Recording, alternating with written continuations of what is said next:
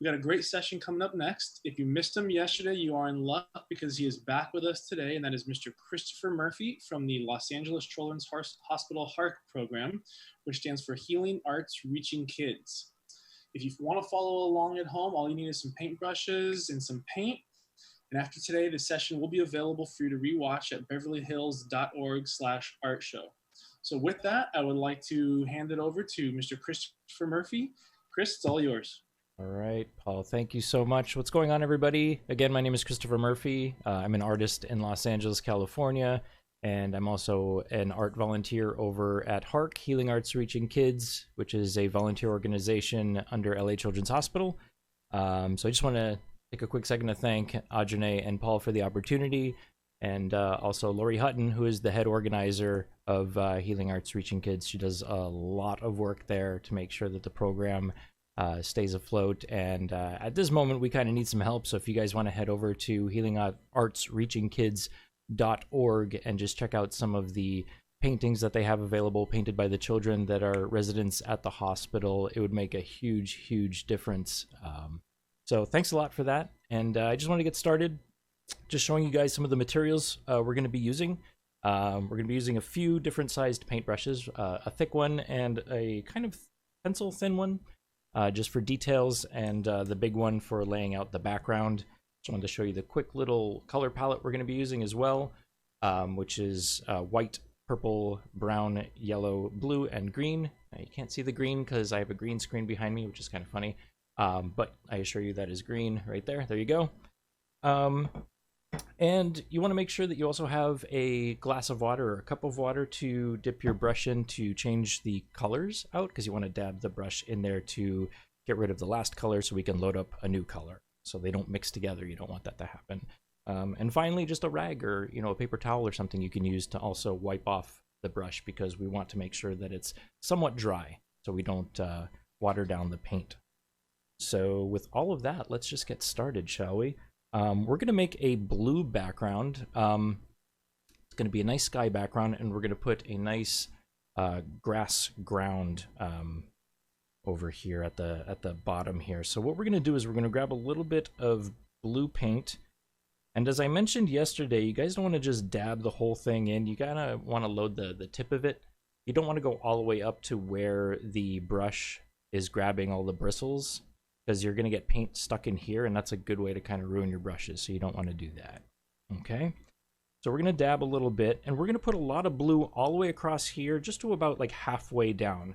And the way I like doing it right off the bat is to just kind of every few inches or so dab some paint on the canvas, because when we start mixing it together, it'll allow the brush to stay saturated and full of paint. Okay, and we're just going to start by making crisscross motions and filling this little corner here, okay? And we're going to go down here a little bit and just go right across.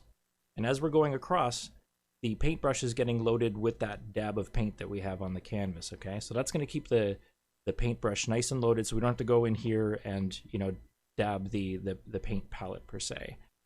So we're just going to go across with some crisscross shapes here. And we just want to fill this up, make this nice blue sky, okay? And dab a little bit more, and we'll put like just another 4 more dabs here, because we're going to start introducing the white color next, okay? Because we're going to create some kind of atmospheric clouds and what's called a gradient, which is a blend from one color into the next, okay? So a nice blend range between those colors, so make sure this is all dabbed in there, and feel free to dab in there if you're seeing little white dots in there and you're working with canvas.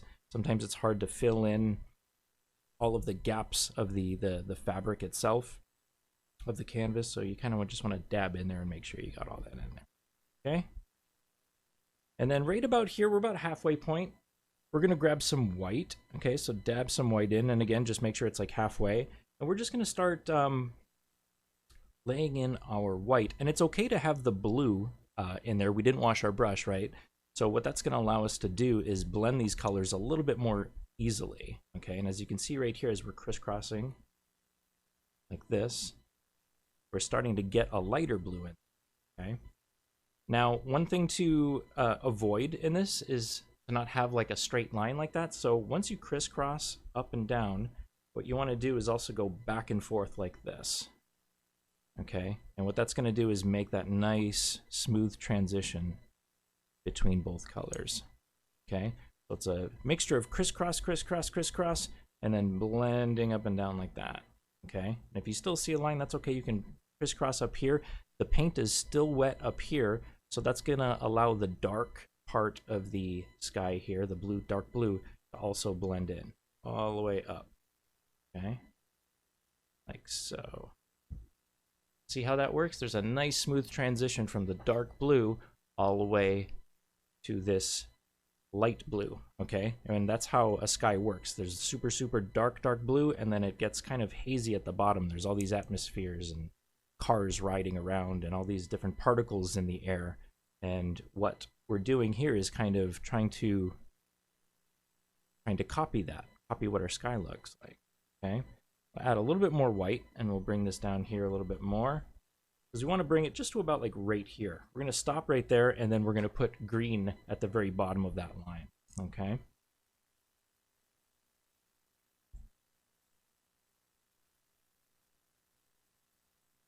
And it's okay to use just a little bit of water. I would recommend just dabbing, you know, just a little bit, saturate the tip just ever so slightly. You don't want to put too much water on the brush, because you'll end up watering down the paint, and then it's going to look kind of silly on the canvas, because you're going to see these smudges occur. So you want to make sure that the paint is nice and thick and not watery. All right, do some more crisscross shapes here.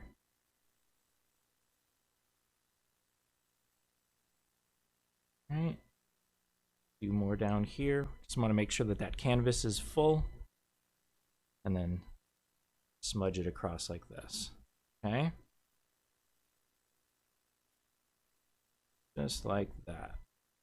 All right, so the next thing we're gonna do is wash the brush off. So just go into your water here and give it a little dab right here. You can't see it on camera, but here it is right here. It's always fun to see the water change into the color that's on the brush, but it's me. And once you see that there isn't any blue or white left on the brush, we're just going to give it a little wiggle in the cloth or the paper towel that you have. All right. And then we're going to change brushes. We're going to keep this one aside because we're going to use this for the ground plane. But before we put the grass down, we're going to grab a smaller brush, and we're going to introduce some clouds. Okay, so we're going to grab a little bit of white with a different brush. If you don't have a different brush, you only have one brush or two brushes, it's okay to use, you know, the same brush. Just use like the corner of it or something to make sure that you're applying smaller amounts of paint on there, okay? So the way I make clouds is by making these circular shapes, okay? So what you want to do is just pick any section, but also keep in mind that we're creating the background first. So we always paint the things that are farthest away from us first, and the things that are closest to us last, okay? So what we want to keep in mind before we put any clouds in is that we're going to be putting a tree right here, right around the center part right here, all right? So what I want to do is put these clouds off to the side a little bit, okay? And again, you make clouds by making these little circle shapes, okay? Like little bubbles, different sized bubbles. Doing something like this here. Okay. And then I like putting like a little line at the end. And it's entirely up to you. The fun thing about clouds is that there's really no wrong way to make a cloud, because clouds come in all different shapes and sizes. Every sunset is different, which is a beautiful thing, especially if you live in Los Angeles and you get a nice vantage point to watch a sunset. They're all very beautiful, and they're all very unique and different. Not one of them is the same. Same thing with clouds. Okay, so little circles inside, and then we'll pick the left side here, and we'll do the same thing. Little circles. Okay. And we might make this one a little bit thicker, why not? Make this one bigger. Kind of do something like that. Okay. Now, as I mentioned yesterday, we're not going to worry about things like light theory and get into a lesson about lighting or shadowing, but I will briefly talk about shadows and lights. And one of the fun things to be observant of is where your light source is coming from. So considering that we're outside here in this painting, we're going to put the little highlights on these clouds at the very, very top, because that's where the sun's coming from. So if you put a little dab right here, a little dab right there, and you put one, like, say, in the front here, maybe just create one in the front here, just to kind of overlap them to make them look billowy and thick, and we can really get a sense of, you know, some type of lighting condition that's going on here. Okay, little highlights. All right, same thing with over here. We'll put one up here. We'll put one in front of here. Because these are thick, they're not flat clouds, you know, there's billows and billows of clouds everywhere. And when they're all together, they look like they're all flat, but if you look at them from the side, they're very, very thick. Especially on a cloudy day. All right, let's see how that works. We have brighter, whiter highlights at the top that's showing where the light is coming from, okay? So we have a couple of clouds. What I'm going to do now is just basically wash the brush off, okay? Do that again. And we're going to put the ground plane on. And while we're doing this, it's going to allow the sky and the clouds to dry a little bit, because we're working with a wet medium. And by medium, I mean paint. So while that's drying a little bit, we're just going to grab our thicker brush here, and we're going to grab some green. So dab it again, just about halfway. We don't want to go too up the brush. And we're just going to lay in our ground plane in here. Okay? Really get that green on there. And it's entirely up to you. Feel free to do something a little out of the ordinary that I'm doing. If you want to make like a little hill, you can do that. Maybe make the slope go up a bit. But just for our demonstration purposes right now, we're just going to do this. So feel free to follow along or put a little pitch in the hill if you'd like. It is totally your imagination, so you do whatever you want with it. These are just little guidelines. You can make something neat. Right? And then we'll just smooth that back and forth. I could have done the crisscross shapes if I wanted to, but we have a very, very kind of small ground plane right here, and we can do this just by going back and forth. Right? Just like that.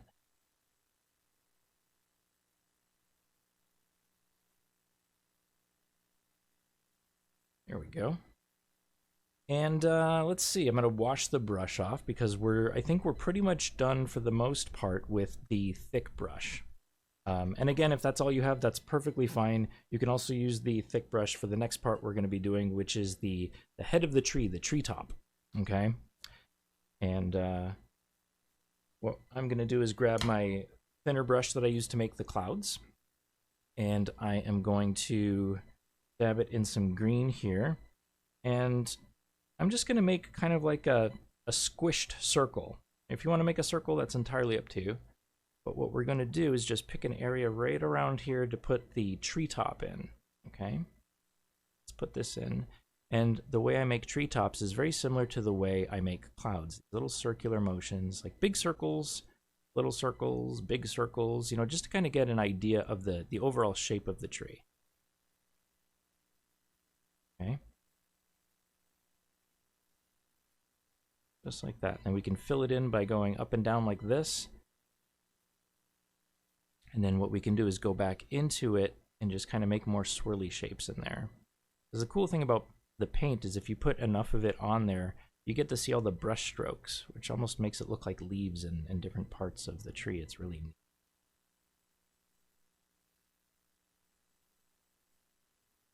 That like so. Okay. Add just a little bit more at the bottom here. Now, in a perfect world, if you wanted to wait to do this step, you could, because ideally you would want the background to dry before you apply the green paint on there. But considering that the green paint is a darker tone than the background, it's okay that we can work wet like this. You just need to be weary of the blue paint in the background. Okay. There you go. Something like that. All right, and the next thing we're going to do is, while we have the paint loaded, we're going to go in here and grab just a little bit of blue. I'm going to show you how much blue here. I'm going to grab this blue, and I'm going to mix it in with the green a little bit. And by putting blue in with green, it's going to darken the green up, okay? It's going to create a darker shade of green. Grab a little bit more green, okay? And the way you know you have it darker is just by looking at the original green you have on the palette compared to, you know, the blue-green that you're putting on your palette next to it, okay? And this is going to be our shadow, because again, if there's light coming from the top, from the sky and the sun, and we have highlights on top of the clouds here, we're going to want to put highlights and shadows on the tree, because if the light's coming from the top part here, it's going to cast a shadow underneath here. So we're going to go in here, and with that bluish green, and as you can see as I put that down, it's creating that shadow color that we want. And again, that's using just a little bit of blue to mix in with the green to kind of make that dark green. You can use black, but you want to use that very sparingly, because what black will do is eat up the color, or what's known as the hue of the color that you're using. So it's very, very easy to just, you know, turn any color when you mix it with black into black. So you have to use very, very little. But if you know a little bit of color theory, you add a little bit of blue just to get a shadow effect. And that's what we want, just a little bit. Okay, and then we want to feather it off. I'm using like these U shapes just to show that there's, you know, some volume and thickness in the tree itself. Okay. Going to do something like that.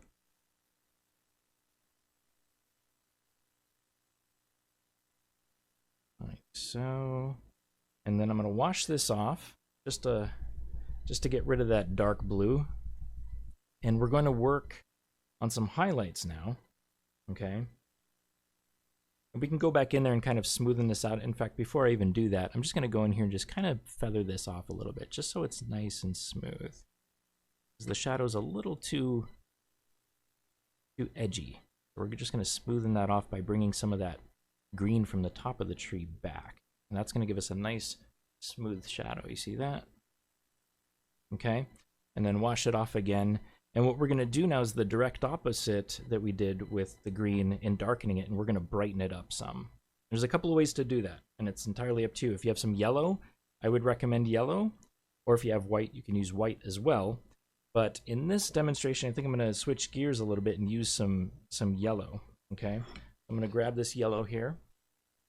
Let's do it like this way, yeah. I'm going to grab some yellow, and I'm just going to mix it with some of this green, and it's going to make a brighter green. Anytime you want to brighten up a green color, you use a little bit of yellow, okay? And that's going to be our highlight.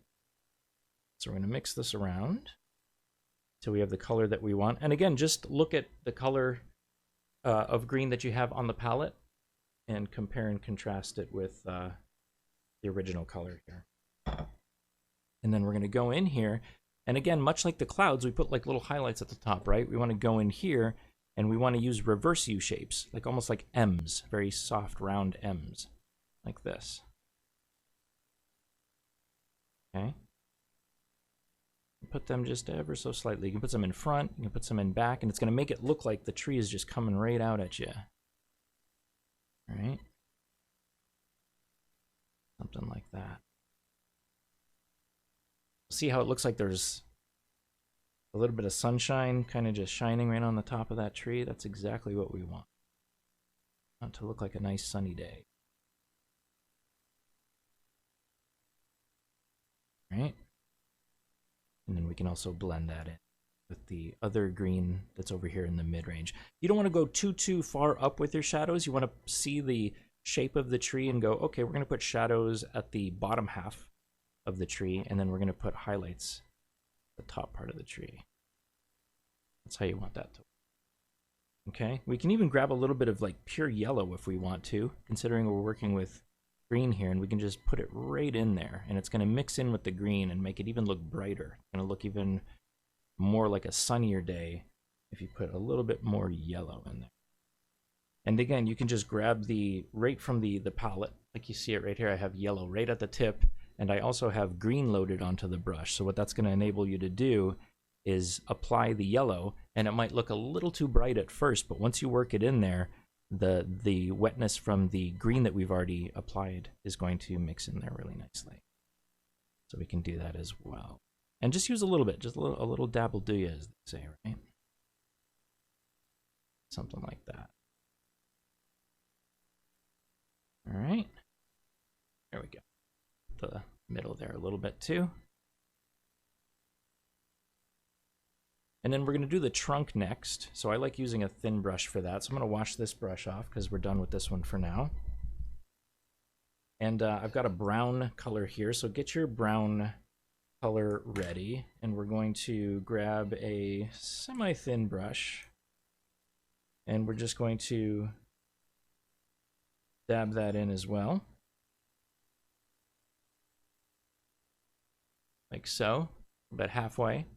Might take some of that off. There's a little too much there. And then what I'm going to do is I'm going to go into the tree here. It's going to show a little bit of depth. So if we put the tree trunk about a ½ inch above the treetop, and then halfway, about a ½ inch into the grass, it's going to show a little bit of dimension there. It's going to look 3D-ish. You put it on the actual ground plane, like somewhere in the middle, instead of putting it right at the top. Because if you put the roots and everything right at the very top, as opposed to bringing it down the ground plane, your painting is going to look a little bit more flat. So this is going to offer a little something called perspective. Okay. Go. Add a little bit more, just a little bit more thick. Okay. And then we're just going to grab a little bit more paint, and we're going to put some roots in there. Roots going right into the ground. So we'll start from here, and you don't want to press too hard. You just want to go very, very lightly, because we're going to go thin to thick. And the way you do that is just by going like this, a little bit thin, and then kind of pressing down on the brush a little bit to make it thicker. Like so. And then you can do that in the opposite way. You can press down really, well, not too hard, but just a little hard. And then just lay off of it like that. Just like that. Okay. So we've got our tree established, and what we're going to do is we're going to put one branch coming off to the side. Okay, and we're going to put a tire swing on there. Not sure if anybody has ever had fun on a tire swing. I have, and they're super, super fun. It's a fun thing to do when you're a child, is to tie a rope around a branch. A thick branch. You don't want to put it on a thin branch. You don't want to fall, right? So let's put that in there. We're going to go in here and just add a branch roughly around like right here. And we want to go thick to thin, just like we made these roots. The same way we're going to make branches, because branches start really thick at the base of the trunk here, and then they just kind of thin out. We kind of want to thin this out like so. Okay. There we go. Okay. So now I'm going to keep this brush loaded a little bit, and we're going to add just a little bit of white, just a little dab. Okay, just like this, right at the very tip. Okay, and we're also going to mix it together. We're going to go in here. Sorry, the camera's a little off here as far as the lighting. It's a little bit blown out as far as the color contrast, so my apologies. But all we're doing is we're putting a little bit of white in there to brighten up the brown value, because what we're going to do is we're going to create a color that kind of looks like a rope, and it's going to be a little bit brighter than the tree trunk itself and the branch.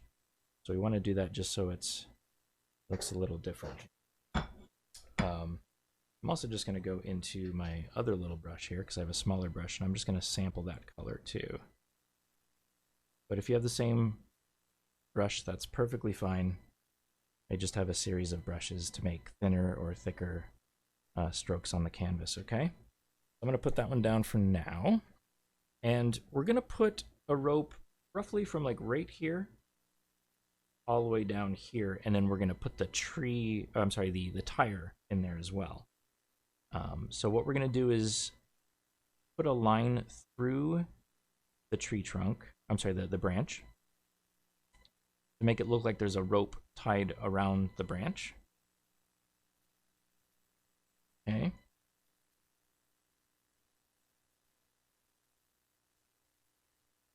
And then go in here and just draw a line down. You want to make sure that it's parallel right next to it, right next to the tree trunk. Doesn't look like it's veering off. It's kind of there waiting for someone to jump on it and swing. We're going to make sure that this line is perfectly straight down. Okay. So that'll be our rope.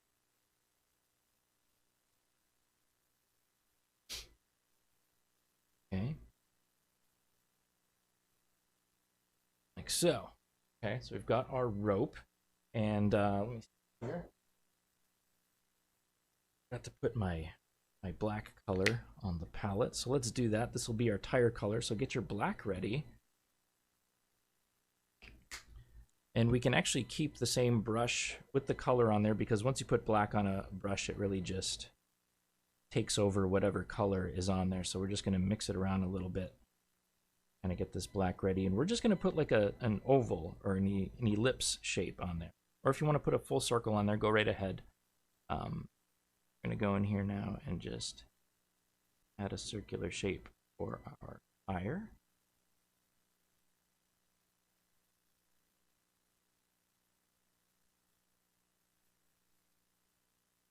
I'm going to make it elliptical, so it looks like it's just kind of turning a little bit and spinning.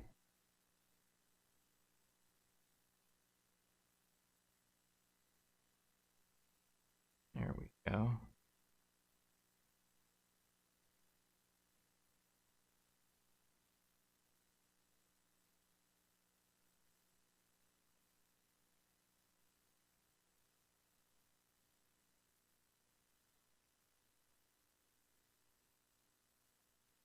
There.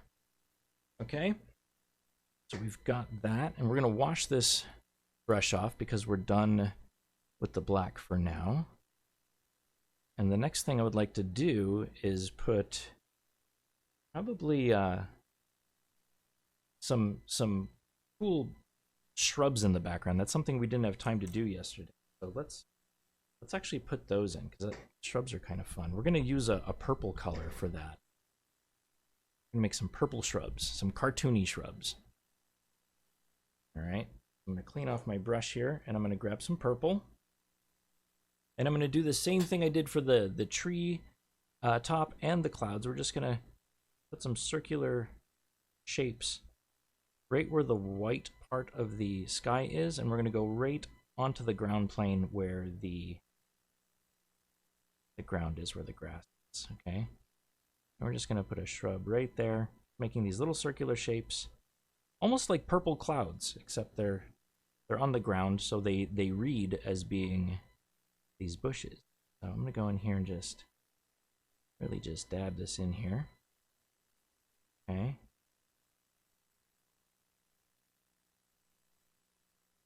So, and then we'll put a few other ones over here.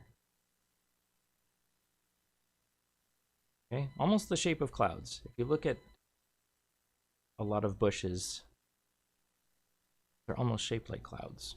They're just a different color. Right? See how that works?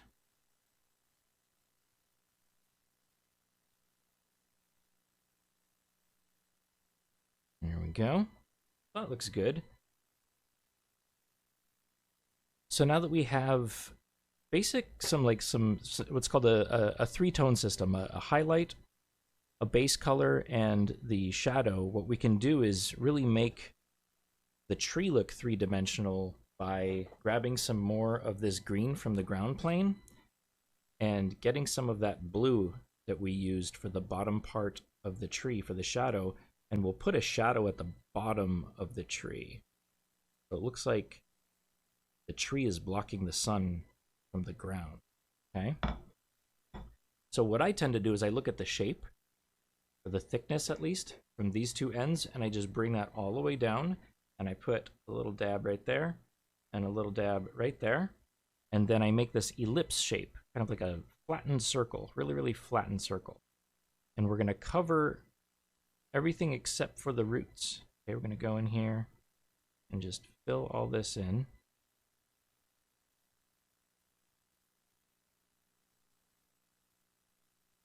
And this is gonna create the illusion that there's a shadow right there.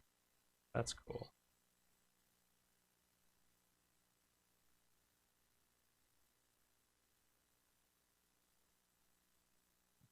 All right.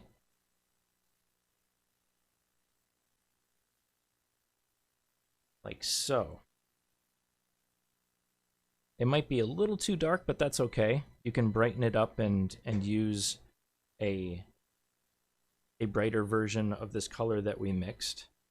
But one of the things we can also do is just grab the original green color here, just take a little dab, and put some grass blades going up to show that there's like a texture there. And it's okay to grab some of that shadow color because there are blades of grass in the shadow as well. So by putting some blades of grass coming up here like this, it's going to show that this shadow also has some dimension to it. Well, okay, I don't know if you can see that or not. Bring that a little bit closer, see how that works? Just gonna go in here and just kind of fill this in a little bit. You have to be a little articulate, a little bit detailed with the paint, especially when we're painting next to the roots here. And you can even paint some some blades of grass going into the roots themselves, because there's blades of grass sometimes covering the roots, so we can do that as well, and that'll make the tree even more okay, like that. All right, let's see, we're doing good for time. Okay, so let's add a few more highlights. I'm going to go back to the brown color that makes up the color of the tree. I'm going to wash my brush off completely. There's no green on there. And I'm going to add a highlight for the top part of the branch here. I'm going to grab just a little bit of brown here. And I'm going to mix it in with some white. Almost like the rope color, but a little bit darker. And what we're going to do is we're going to put a very bright line over the top part right here. And it's okay to go into the branch a little bit. That's going to make it even more 3D by showing that the branch is facing a little bit towards us. Doing something like that. See that? Okay. A little bit of a highlight right there. And then another thing we can do as well, just for details, I'm going to wash this off. I just wanted to make that one little line because it's going to add a little bit of a highlight, which is cool. I'm going to wash this off. And then I'm going to grab another paintbrush. We're going to go into yellow now. And what I'm going to do is I'm going to put little yellow flowers on the bushes that we have around the tree. And that's going to add a lot of texture. And it's also going to create a complementary to the purple. Because the complementary color in color theory of purple is yellow. We're going to go in here and just kind of put some yellow flowers in there. We don't have to worry about the petals or anything. We just need to put some yellow dots in there, and it's going to read as a flower bush. Okay.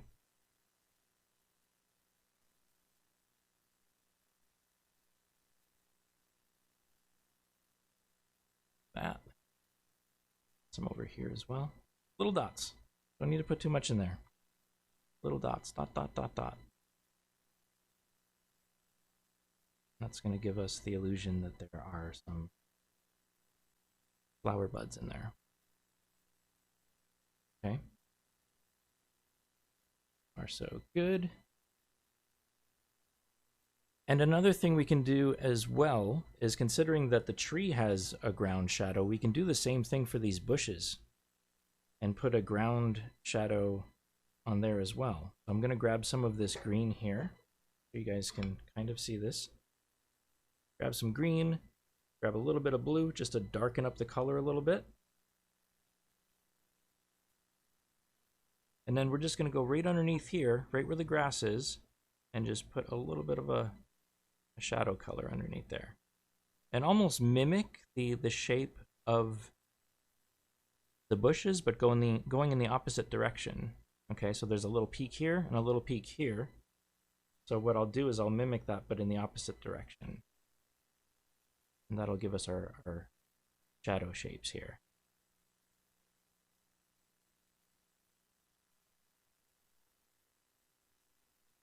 Like so. We might want to brighten that up just a little bit. We'll put some of that original green in there. And then mix it in with that blue, make it a bit brighter. And then we'll do the same thing over here as well. Here. And kind of mimic this shape right here, all the way to the tip. Almost like a mirror.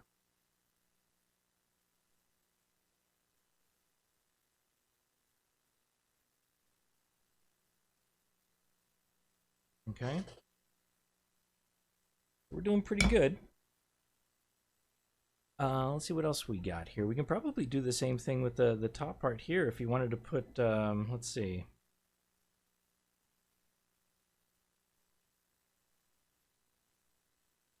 Grab some green and we're going to brighten it up here a little bit with some yellow, just a little bit of yellow. And we'll put this right at the very top right here of the grass. Kind of make this a bit brighter. Okay.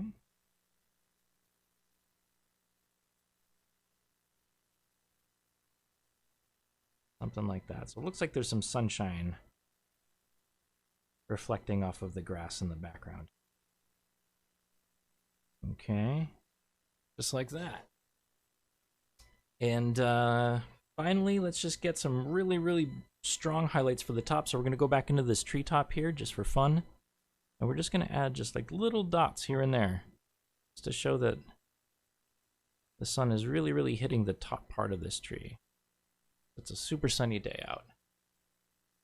Okay, we'll grab a little bit more green in there. And dilute that just a little bit.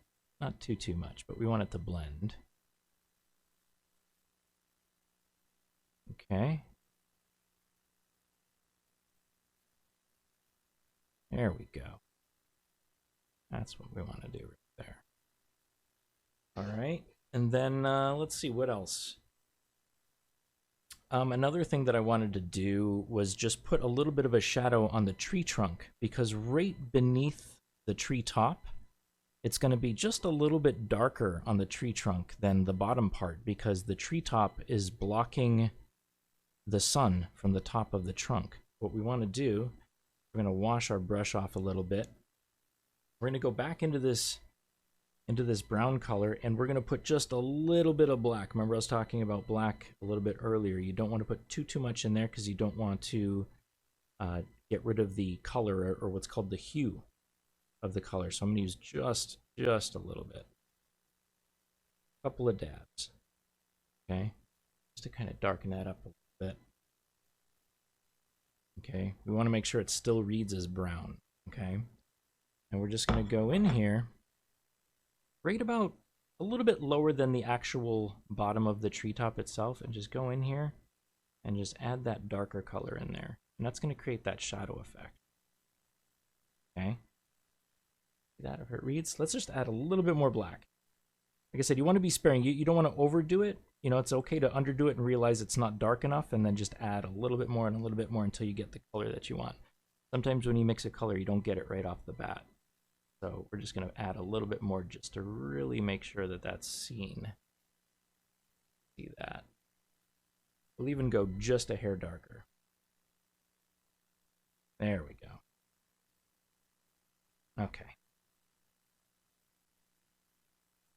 Dark a bit. So. Okay, and maybe make just little reverse U shapes here, because the way we did these trees, or the treetop, I'm sorry, is that we made these little W shapes there. Okay, so that's going to create that shadow, and then what we can do is put just a little one right underneath the branch, because if we have a highlight that's going into the tree trunk a little bit from this branch, we want to do the same thing in here. And what that's going to do is make this tree branch a little bit closer to us. It's going to make it more three-dimensional. See that? And then we can put just a little bit of a shadow underneath here too. This branch is also blocking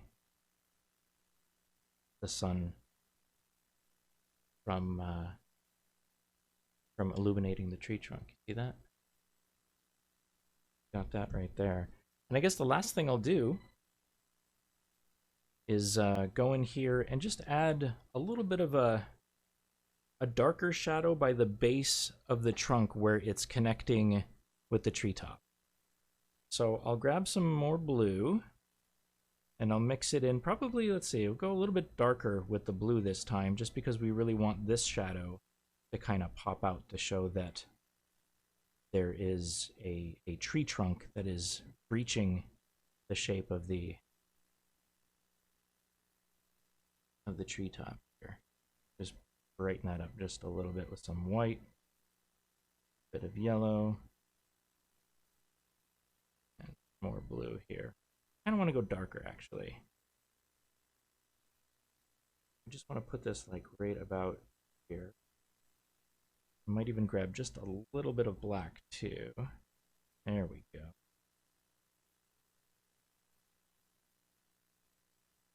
We'll just go in here and just create a little reverse W.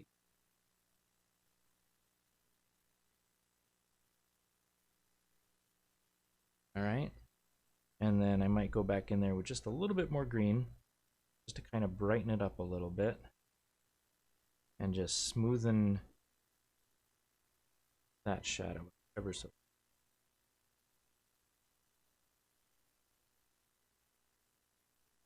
Okay. And maybe at the bottom, create the color harmony. If you're using more of the same color throughout different parts of a painting, you do something called color harmony. Much like there's yellow dots everywhere on these bushes, we put yellow up here. We created a bunch of shadow work because we're considering where the light source of the piece is coming from. So that all creates a harmony, like music. Right? Gonna brighten that up just a little bit more, and I'm gonna call this piece done. Like we did everything we needed to do. And if anybody has any questions, please feel free to voice them in the chat. Love to answer them for you. That's pretty much it, you guys. We got one painting right here. Nice sunny day. Looks like you want to go for a swing on the tire, and yeah, pretty much all I've got for you guys. Does anybody have any questions at all out there, Paul or Audrey? Christopher, Paul here. Thank you so much. That was an amazing demonstration. You're welcome. If you joined late and you weren't able to start with Christopher, keep in mind we will have this video up on our website at beverlyhills.org/art show. You will be able to follow it from home or watch it at any time. Christopher, we do have a couple questions here for you. Sure. First off, one of our viewers would like to know what artists inspired you while you were getting into art. Well, I watched a lot of cartoons back in the day, so I really enjoy, aside from just painting, I really enjoy drawing cartoon characters.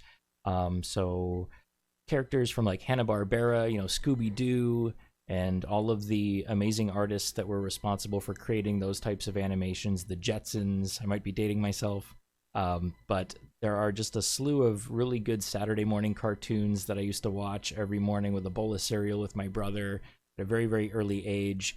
And that was really just kind of like a primer for, what I do today, which is, a variety of art mediums, but my true heart is in character design and things like that. So watching a lot of stuff like Adventure Time is a fun cartoon that's out today, and Jimmy Neutron and all those shows that are on Cartoon Network and Nickelodeon. Those are great places to just observe. Sometimes even like if you're watching like a character making a certain kind of pose in animation, I tend to kind of just rewind it and pause it right where he's making that pose and seeing how the artist drew that character, and just doing my homework or even trying to draw it.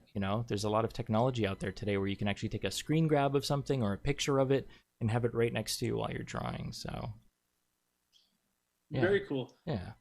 Actually leads me into my next question. Sure. Because you and I have chatted before, and I've seen some of your work on your website, which I believe is csmurphy.com, so if anybody wants to go check that out. But Yeah. looking at your website, you do have a lot of different mediums, as you mentioned. Mm-hmm. Can you tell us a little bit more about that? Any other mediums of art that you're doing? I know you have something really cool that's kind of on the front edge of the art technology that you're involved in too. Can you talk a little bit more about that?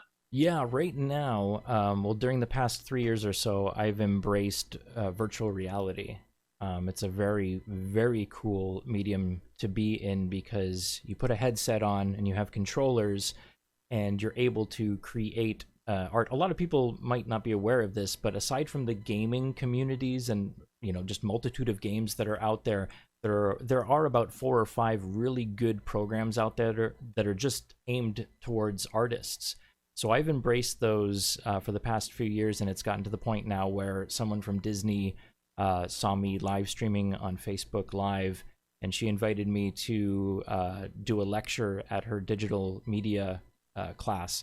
So I went to Otis College of Art and Design about 5 times now already, just to look at some student portfolios and just to see and to give them my advice on how I create characters, as lifelike as I do on pencil and paper inside the virtual world. So it's very cool to kind of actually see the character right in front of you as you're creating it. So I've embraced that medium very much so, and I've had a few jobs making characters for video games and stuff like that. So it's actually turned into a career, just being a hobbyist and putting it, in my own kind of studio and experimenting with it, and then live streaming it, and then having pretty important people recognize what I'm doing and then inviting me out to talk to their college. So virtual reality is very fun.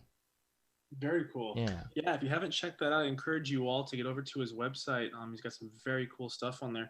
Lastly, I just want to ask you, for some viewers that have joined late in this session, in the beginning you spoke about the HARK program, which again is the Healing Arts Reaching Kids with the Los Angeles Children's Hospital. Could you tell us a little bit how you got involved in that, what that means to you, and how people at home can get involved with that? Yeah, absolutely. I reached out because I wanted to volunteer my art services, and I ended up speaking with Lori Hutton, who is a fantastic human being. She's actually super, super amazing. Shout out to her. She's the head organizer of this whole Healing Arts Reaching Kids volunteer organization. I called her 5 years ago, and she just said, "Oh, we're having an orientation next week. You called it a great time." So I jumped at the opportunity and just fell in love with the whole experience. HARK is a philanthropic organization through LA Children's Hospital. So they keep their boat afloat, so to speak, by donations and having cool art shows like the ones that you host here at the Beverly Hills Art Show. And yeah, I play a pretty steady part in being a volunteer there. I haven't missed a day, and I've been there for 5 years now, and it's just a very pleasurable experience. And if you'd like to check it out, I actually have a link over in the bottom right.